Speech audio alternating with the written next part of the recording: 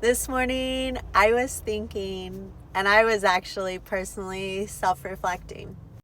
There was a point in time in my life when obviously I've said I wasn't a great person. I wasn't kind to others. I definitely did things, looking back now, I'm not proud of. So something about healing that people don't tell you about or don't discuss with you is, I think, the biggest karma is having to sit knowing what you've done in the past. Although I have changed and I'm nowhere near who I used to be, I have a very close relationship with God. And I literally break my own heart at the fact that I was a sinner in this life. I've hurt others.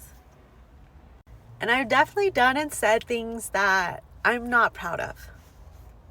So as a healed individual with a heart that loves everyone, it's literally my own karma to have to know who I used to be, to have to sit with that.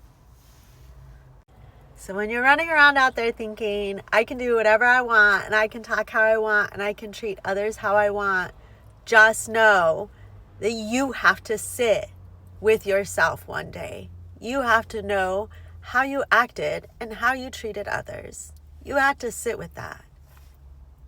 Now, as I said, I'm nowhere near that ugly person that I used to be. So, of course, I was talking to God last night, and I was like, God, I used to not be a good person. Like, I used to not be a good soul. And of course, God was quick to remind me that I am the most beautiful love the universe has ever seen. And I had to go through everything I went through and every single experience that I had to become who I am today. If even one little tidbit of my story was different, I possibly could have not become who I currently am. And God said, what a sad existence that would have been.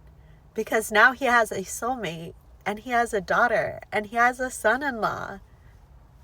God's creations got to have love. We got to have soulmates. We got to have children. We got to have family. But God had Jesus, and God has his father, and God has his great-grandfather, but they were all missing love. And through my